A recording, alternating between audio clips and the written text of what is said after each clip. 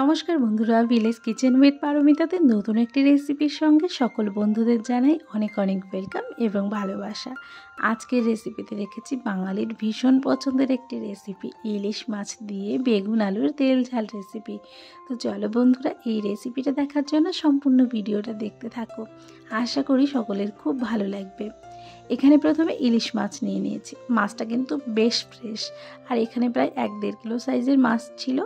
বাকি টুকরোগুলো কিন্তু আমি অন্য একটা রেসিপির জন্য রেখেছি, আর এই রেসিপির জন্য এই কয় টুকরো মাছ রেখেছি। মাছের পিসগুলোও কিন্তু বেশ বড় বড় সাইজের। তো এই মাছটা দিয়ে কিন্তু সম্পূর্ণ রেসিপিটা তৈরি করব। এই মাছের গায়ে এখন লবণ হলুদ মাখিয়ে নেব মাছটাকে ভেজে নেওয়ার জন্য। আর ইলিশ মাছ সবসময় কিন্তু অল্প করে ভাজতে হয়, বেশি ভাজলে ইলিশ মাছের স্বাদটা কিন্তু চলে যাওয়ার সম্ভাবনা থাকে। তো এবার তেল দিয়ে দিলাম কড়াইতে। সর্ষের তেলটা ভালো করে গরম করে নেব। এখানে আমি বেশি তেল ব্যবহার করছি না, কেননা মাছটা যখন ভেজে নেব মাছ থেকে অনেকটা তেল বেরোবে, আর ওই তেলেই কিন্তু আমার পুরো সবজিটা রান্না হয়ে যাবে। এবার মাছগুলোকে হালকা হালকা করে ভেজে নেব। অনেক বন্ধুরা আছো সম্পূর্ণ ভিডিও দেখছো না, আর বেশিরভাগ বন্ধুরাই কিন্তু ভিডিও দেখছো না। আশা করি তোমাদের এই ভিডিওগুলো ভালো লাগবে। একটু কষ্ট করে সবাইকে দেখে নেওয়ার অনুরোধ রইল। আর পরবর্তী যে ভিডিওগুলো দেব সেই ভিডিওগুলো দেখার জন্য চ্যানেলটিকে সাবস্ক্রাইব করার অনুরোধ রইল। তো যে সকল বন্ধুরা নতুন দেখছো সেই সকল বন্ধুদের কাছে অনুরোধ করছি সম্পূর্ণ ভিডিওটা একটু দেখে নেওয়ার জন্য। ইলিশ মাছগুলো কিন্তু এক পিঠ ভাজা হয়ে গেছে। এবার অন্য পিঠটা উল্টে দিচ্ছি ভেজে নেওয়ার জন্য।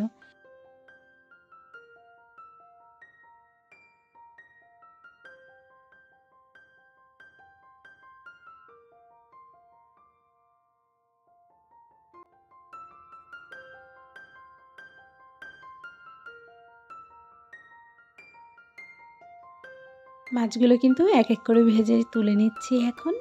আর ইলিশ মাছ তো আমাদের বাঙালির সত্যি একটা ইমোশনের জায়গা। তো এই মাছটা খেতে কে না পছন্দ করে। আর আজকে করব একদম নর্মাল, একদম ঘরোয়া পদ্ধতিতে অল্প তেল মশলায় ইলিশের তেল ঝাল রেসিপি। তো এই রেসিপিটা কিন্তু আগেও তৈরি করেছি, কিন্তু আজকে একটু অন্যরকম করে করব। প্রথমে দিয়ে দিলাম তেলের উপর একটু জিরেটাকে এখন হালকা করে একটু ভেজে নেব। আর জিরেটা ভেজে সম্পূর্ণ জিরেটাই কিন্তু তুলে নেব। এবার কিন্তু জিরে ভাজা হয়ে গেছে, জিরেটা তুলে নিয়ে এবার ওই তেলের মধ্যে দিচ্ছি কালো জিরে ফোড়ন, তার সঙ্গে দিচ্ছি 2টো তেজপাতা। এই দুটোকে একটু ভালো করে গরম করে নেব। এরপরে দেব কেটে রাখা আলুগুলোকে প্রথমে দিয়ে ভেজে নেব।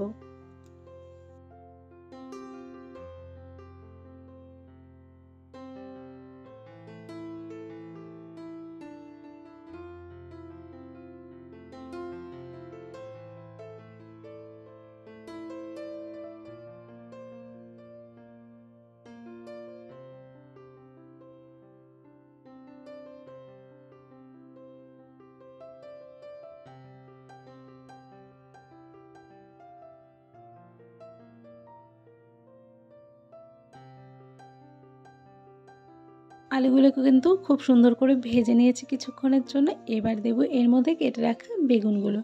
আজকে কিন্তু ছোট বেগুন নয়, আজকে বড় বেগুনগুলো এরকম বড় বড় ফালি করে কেটে নিয়েছি। বেগুন খুব সহজেই নরম হয়ে যাবে বা গলে যাবে, তার জন্য কিন্তু এরকম বড় বড় করে রেখেছি। এবার কিন্তু বেগুনটা দিয়ে আলু আর বেগুন একসঙ্গে এখন ভেজে নেব।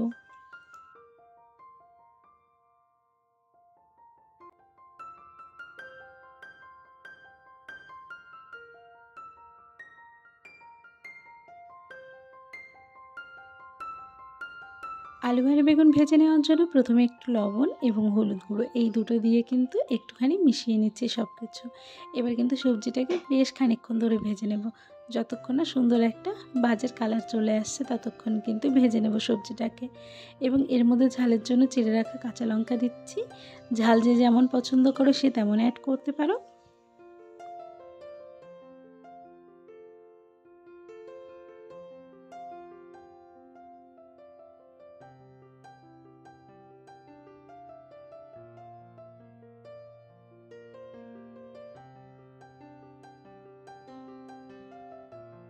আলু আর বেগুনটা ভালো করে ভেজে নিয়ে এর মধ্যে কিন্তু ঝোলের জন্য জল দিয়ে দিলাম।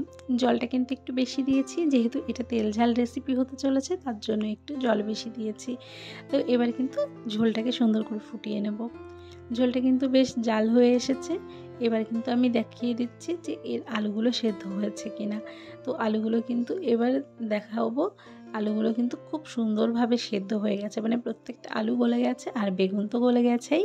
এবার কিন্তু এই পর্যায়ে দিয়ে দেবো ভেজে তুলে রাখা মাছগুলো দিয়ে কিন্তু আরও খানিকক্ষণ সবজিটাকে ফুটিয়ে নেব।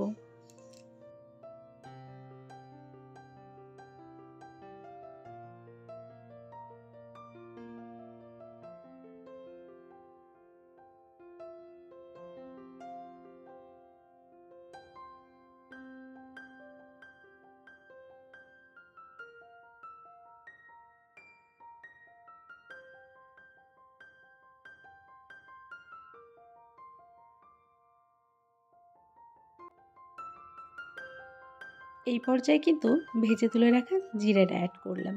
এই জিরে বাটা কিন্তু যদি জিরে গুঁড়ো থাকতো তাহলে দেওয়ার প্রয়োজন হতো না। তো এখন এটা দিয়ে কিন্তু সবজিটা নামিয়ে নেব। মানে আজকের পুরো রেসিপিটা কিন্তু একদম তৈরি হয়ে গেছে। ইলিশ মাছ দিয়ে আলু বেগুনের তেল ঝাল একটা রেসিপি, যেটা কিনা খুব অল্প উপকরণ অল্প মশলা দিয়ে তৈরি করেছি, আর এটা খেতে কিন্তু অপূর্ব স্বাদের হয়। তো চলো বন্ধুরা, এই রেসিপিটা তোমাদের কেমন লেগেছে অবশ্যই কমেন্ট করে জানিও। আর যদি কোনো বন্ধু নতুন থেকে থাকো চ্যানেলটিকে সাবস্ক্রাইব করে পাশে থেকে যেও। আশা করি সকলের খুব ভালো লাগবে রেসিপিটা। আর পরবর্তী রেসিপি দেখে নেওয়ার জন্য আমার চ্যানেলে চোখ রাখো। আর সকল বন্ধুদের উদ্দেশ্যে জানাই অনেক অনেক ধন্যবাদ আমার পুরো ভিডিওটা দেখার জন্য। তো আজকের মতো এখানেই বিদায় নিচ্ছি, দেখা হবে পরবর্তী রেসিপি নিয়ে। সবাই ভালো থাকবে।